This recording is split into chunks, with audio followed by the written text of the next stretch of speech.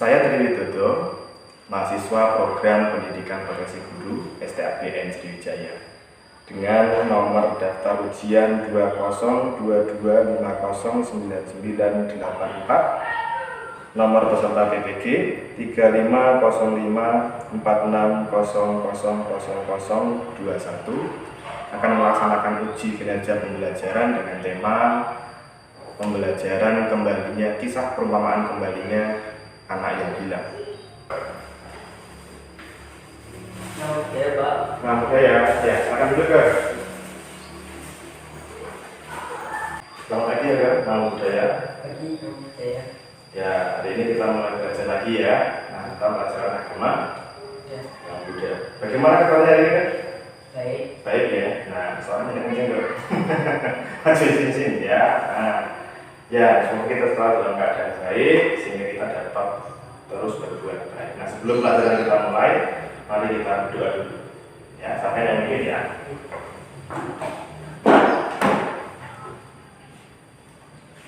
Arahan sama sang budu bhagawa Arahang sama sambuddho bhagawa Buddha bhagawantang abiwadeni Buddhang bhagawantang abiwadeni.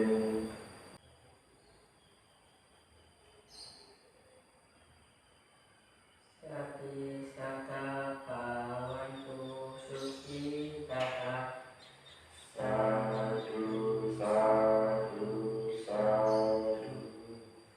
Ya, terima kasih ya sudah memberi doa untuk pelajaran hari ini. Ya, semoga dengan doa ini pelajaran hari ini kita dapat berjalan dengan lancar. Ya, sudah sarapan? Oh, sudah. Tahu yang apa?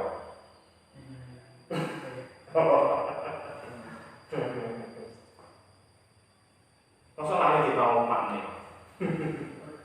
Oh, ya, sarapan kalau pagi itu penting, supaya perutnya nggak kosong. Jadi nggak sarapan siang-siang bisa semaput sampai. Nah, ya sebelum Pak Widodo beranjak ke pelajaran hari ini, Pak Widodo mau mengingatkan pelajaran yang minggu lalu. Kita belajar tentang apa, Pak?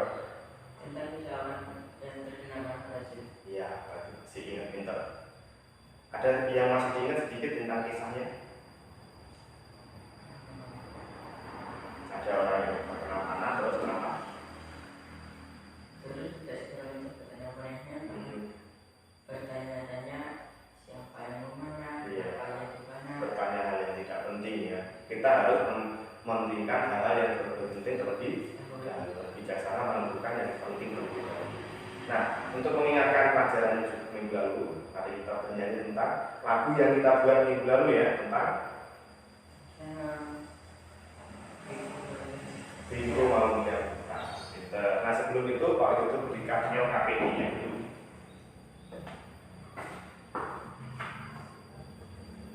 Nah, ini LKPD untuk pelajaran hari ini ya. LKPD tentang kisah kembalinya anak yang hilang. Oke, ini nanti buat pelajaran hari ini.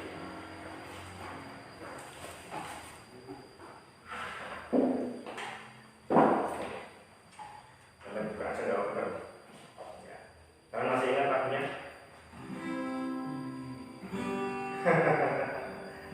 Ibu malu yang hutan.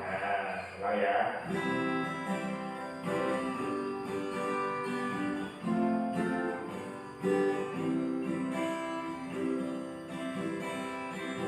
Ibu malu yang hutan punya banyak pandangan yang berat menjelaskan kepada dia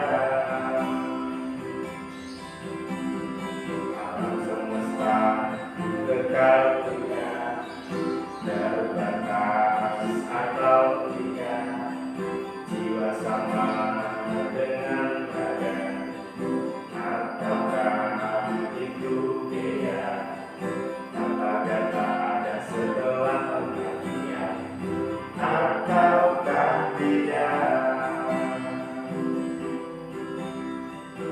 Manusia kita punya pandangan yang tidak membawa kepada kesucian. Iya, akhirnya Buddha tidak menjelaskan kepada dia. Nah, untuk hari ini pelajarannya yaitu tentang kisah kembalinya anak yang hilang. Nah, kisah kembalinya anak yang hilang ini juga kisah perumpamaan dari Buddha untuk mengajarkan para murid-muridnya. Di sini nanti pelajarannya, Pak itu akan membuat pelajaran dengan model proyek. Kita membuat media bercerita yang terjun dulu juga pernah kita buat ya. Nah, masih ingat? Nah, untuk penilaiannya juga nanti waktu membuat proyek itu berarti kita menilai keterampilan membuat media bercerita. Juga ada nanti penilaian tertulis termasuk penilaian sikap untuk elder. Nah, sebelum ke pembelajaran proyek, sekarang dibuka dulu KPD-nya. Sebelumnya peralatan yang itu disuruh sudah bawa. Nah, coba dilihat. Oh ya, benar itu. Nah, di KPD itu juga ada kisah tentang kembalinya anak yang hilang. Sebelum kita buat proyeknya, sampai baca dulu materi.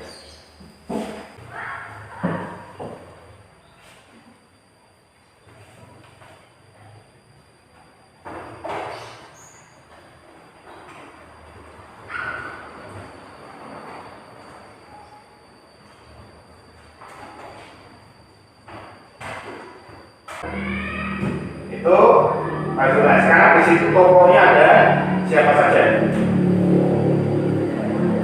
Betul. Anak, ayah, pengawal.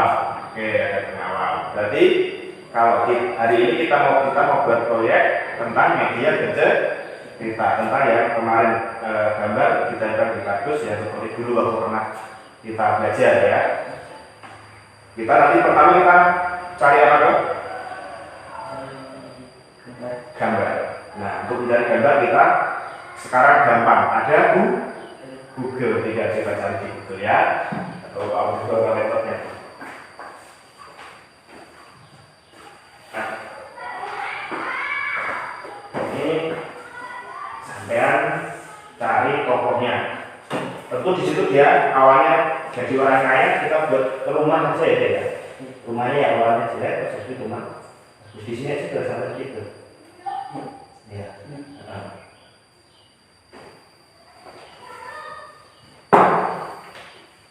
Nah, kemudian di sini kamu klik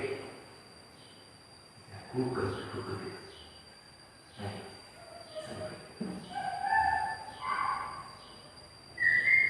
tulis di situ. Pertama saya awalnya dia kalau menggambar miskin ya, berarti anak miskin kakun gitu kan, terus sama ayahnya sudah ada anak miskin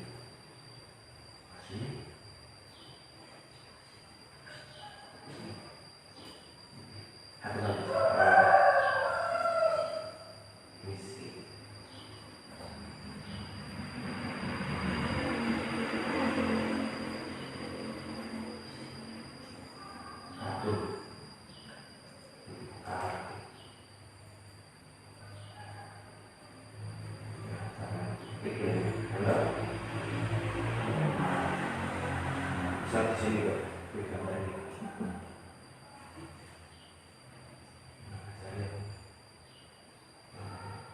Itu bawah ini pas tuh.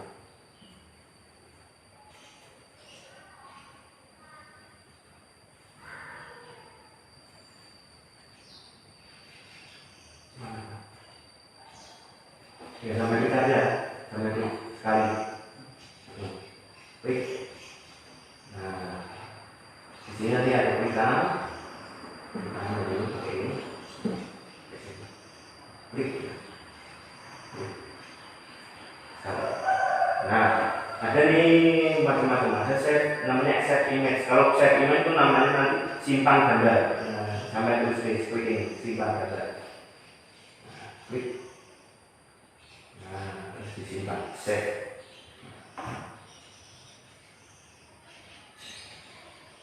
Oke, setelah itu sudah ya, kita buat cari gambarnya sudah. Caranya di mana dulu, Pak? Nah, Google. Sekarang gampang di internet ya. Nah, sekarang kalau sebelum kita buat proyeknya, kalau orang apa namanya, kalau kita misalnya sampai dikasih data karut tuh senang enggak? Ya, dikasih data ya, senang, pasti senang ya. Pak itu juga senang dikasih data. Ya, apa sih kalau data? Ya. Kira-kira kalau langsung dikasih data pasti senang ya, dapat durian runtuh, nah, dapat kekayaan, dan pasti senang. Terus pastinya orang tua tuh pengen nggak kalau anaknya bahagia? Pasti pengen ya. Contohnya gimana? Misalnya sampean, ibu sampai itu pengen bahagia, sampai gimana?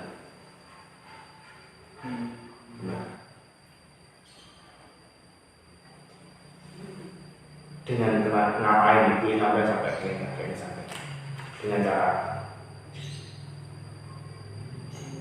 apa coba?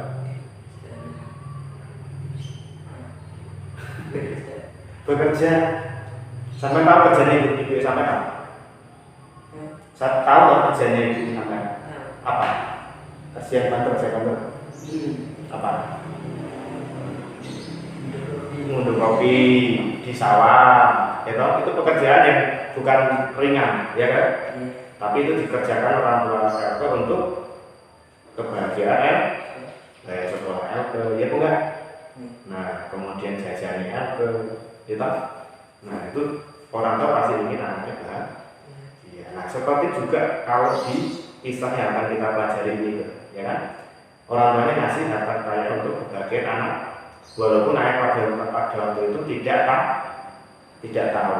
Nah, ayahnya memberikan hartanya itu pada waktu yang tepat. Nah, ini sudah yang sudah dicari di Google, kita Pak Dodo nanti bisa kirimkan ke kantor dulu ya.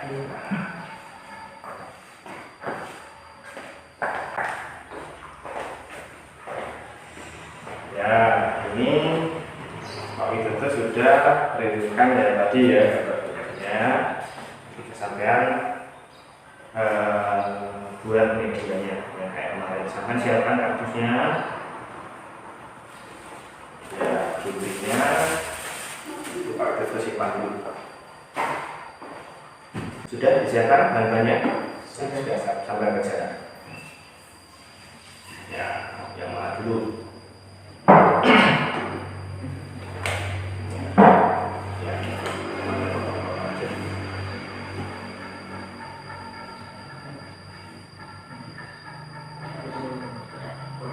Gak apa-apa, terserah kamu.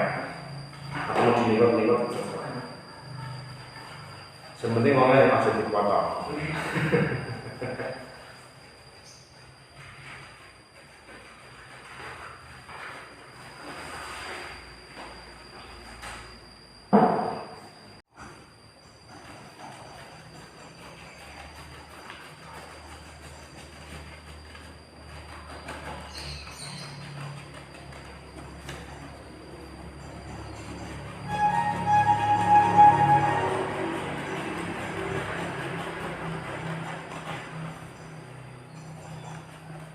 Aku cukup bantu bisnya.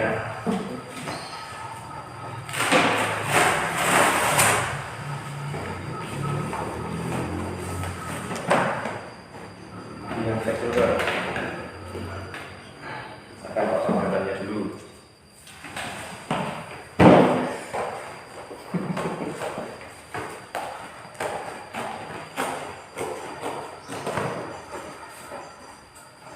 Masih suka mancing kan? Masih. Sampai mancing dapat ikannya apa kan? Bahasa Jawanya ikannya pasti kalau Indonesia gabus. Harus dikurangi ya. Sampai nggak misalnya dipancing mau nggak? Harus tahu itu kalau dipancing sah.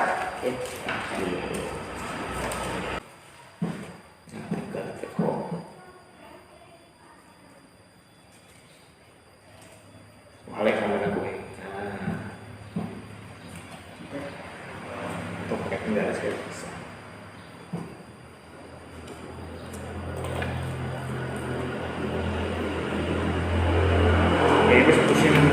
hujan ini nggak membeli layangan sama.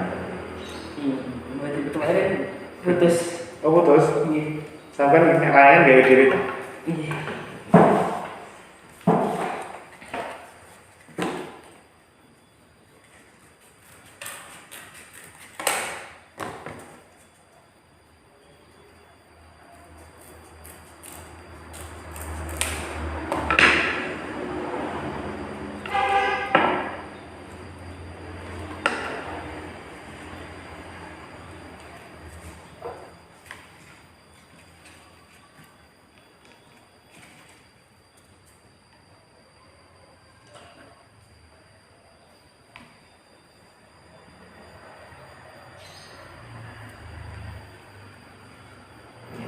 Lem. Oh, tapi jejak-jejak banyak jejak-jejak nggak bisa agak turun nih, udah bener nih. Nah gitu. Sampai yang kira-kira ya.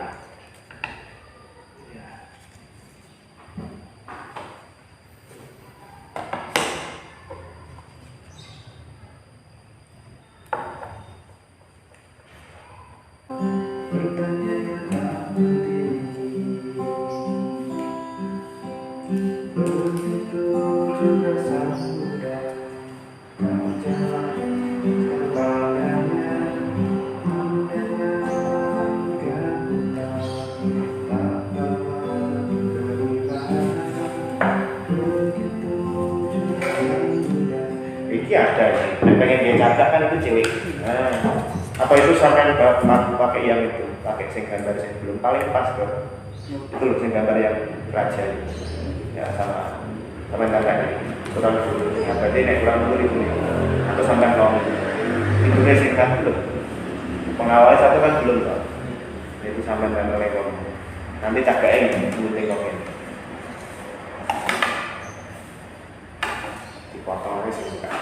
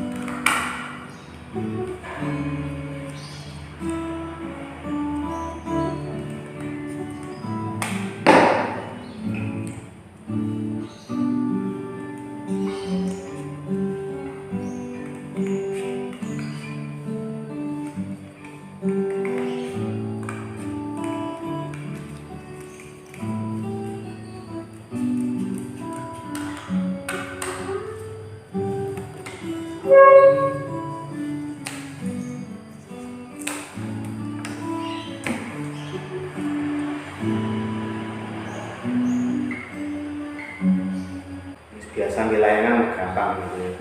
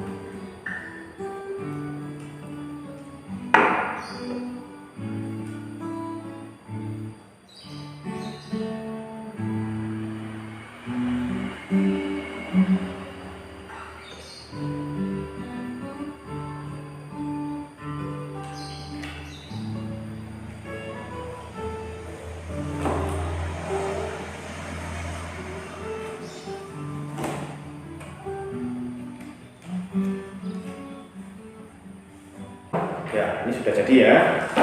Udah, sekarang ini yang sampahnya dimasukkan ke dalam situ, kita beresi, terus nanti diceritakan ya.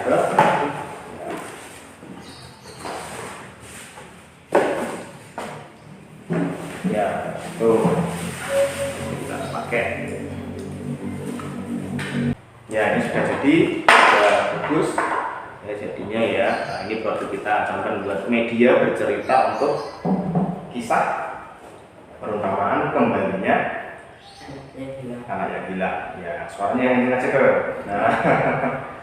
Nah, ini coba diceritakan dari yang sudah media yang sudah dibuat ini. Coba Elke ceritakan tentang kisah perumpamaan kembalinya anak yang gila ini. Yo, silakan. Di sini. Ya, dimulai dari mana? Ada seorang Ya, keras suaranya. ada seorang laki-laki Ya. sejak kecil mengembara meninggalkan ayahnya. Ya. Dia mengembara ke Negeri seberang. Kira negeri seberang. dia mengembara di negeri seberang. Ya.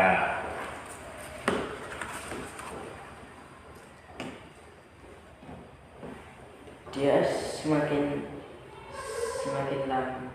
lama Ya. semakin banyak kebutuhannya. Terus Saking lamanya dia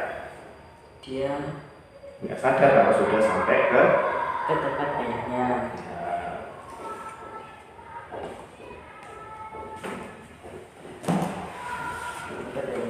Dia sering menanti orang tua itu bahwa orang tua itu adalah ayahnya, dan dia melihat orang tua itu ketakutan. Itu langsung lari menjauhi orang tua itu. Terus orang tua itu memanggil penawarnya, ke sini. Ya. Mencari anak itu. Terus dikejar sama orang itu. Akhirnya dia ketakutan. Kenapa saya ditangkap? Kami tidak bersalah. Ya. Terus dia pingsan karena ketakutan. Terus sama pengawalnya dibawa ke ayahnya, ke rumah ayahnya.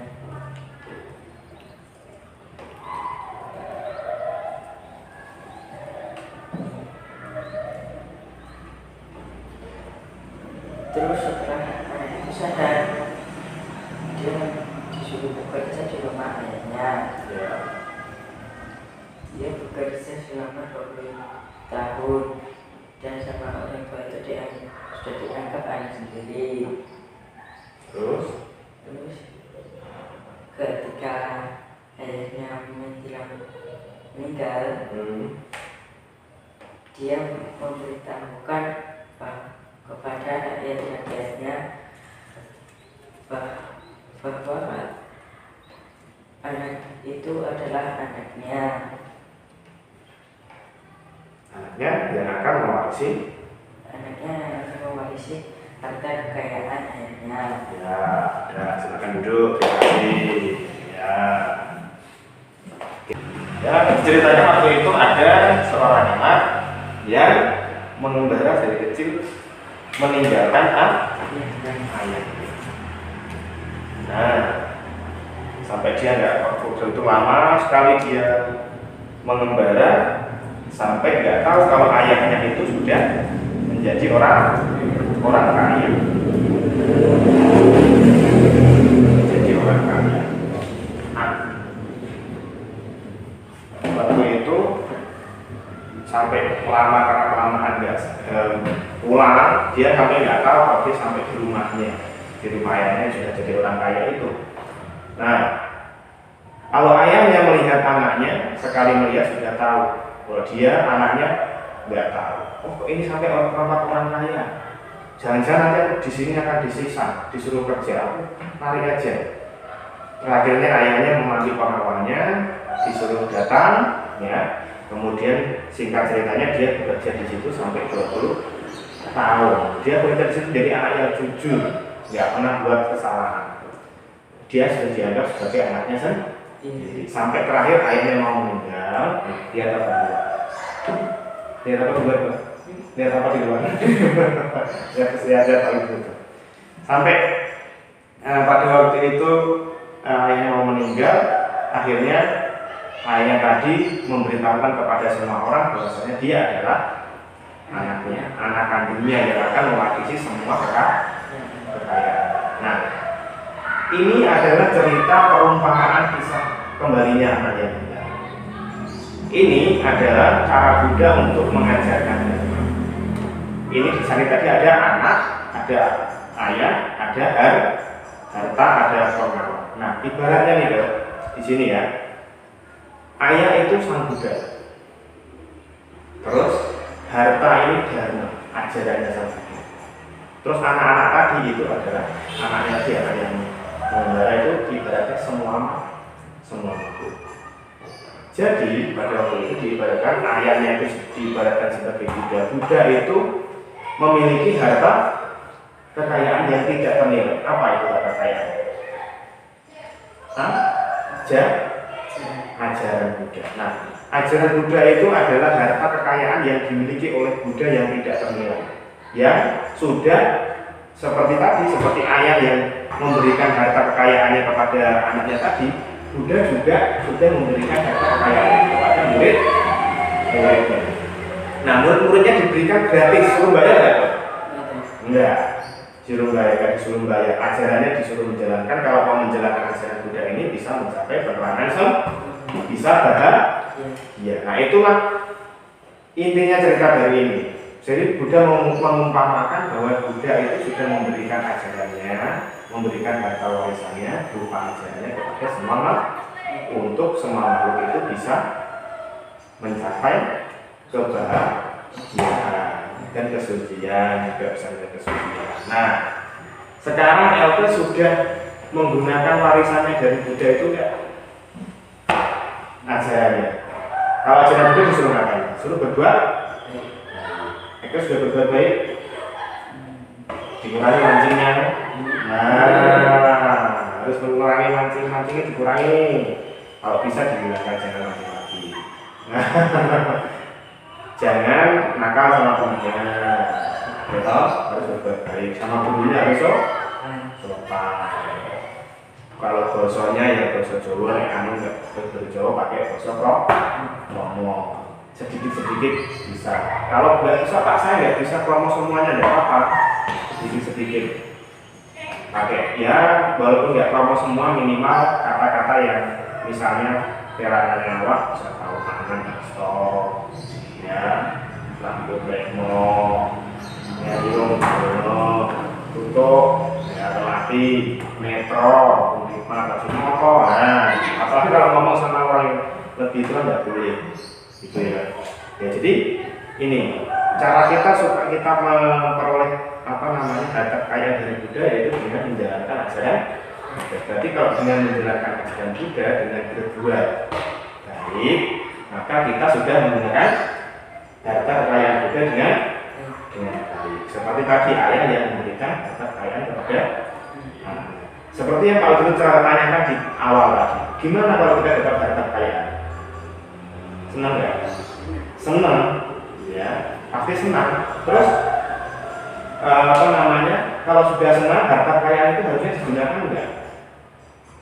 Enggak, digunakan yang bermanfaat. Sama seperti pada waktu itu. Kalau kita dapat harta kekayaan ya jangan buat koya, main hal yang tidak benar. Harus menggunakan harta kekayaan itu dengan baik. Sama juga sudah memberikan harta kekayaan yaitu ajarannya digunakan dengan terus berbuat. Nah, itu ada yang ditanyakan kan? Betul? Ya, kalau tidak ada ditanyakan, itu LKPD-nya kok bisa sampai ambil.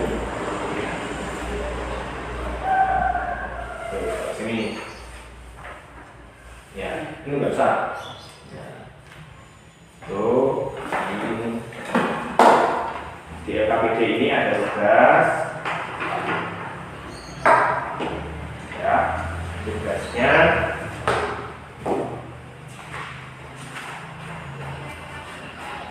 ya di LKPD ini ada tugas yang pertama tadi sudah membuat media bercerita. Kemudian ini mengerjakan soal, ya, mengerjakan sama menulis kira-kira LP sudah menggunakan harta kekayaan yang diberikan Buddha dengan baik apa belum. Nah, sudah menggunakan harta kekayaan yang diberikan Buddha dengan baik berarti harus berbuat baik. Coba ini dalam waktu 1 minggu ke depan LP di rumah menulis sudah berbuat baik apa saja. Nah, ini hari apa nih? Rabu. Jadi Rabu depan ada sampai hari ini sampai hari depan nanti ada datanya sudah berbuat baik apa saja. Sudah menggunakan harta warisan dari Buddha dengan baik apa belum. Nah, gitu ya. Nah, kira-kira itu pelajaran untuk hari ini. Cukup sekian. Yang penting kita belajar apa? Yang keras suaranya? Ya. Media bercerita. Terus ceritanya tentang apa? Tentang kembalinya anak yang hilang. Ya, kembalinya anak yang hilang. Itu jadi di situ ada intinya punya ceritanya di situ bahwa ayahnya akan memberikan harta kekayaan. Ya, seperti itu Buddha. Ayahnya juga seperti Buddha yang memberikan harta kekayaan yaitu ajaran Buddha. Ya, itu kalau ada pertanyaan hari ini cukup sekian. Kita tutup dengan doa Mahabharata. Supatipano bhagavato sawaka sanggo Supatipano bhagavato sawaka sanggo sanggham namami sapi sata bhavantu sukhi tata sadhu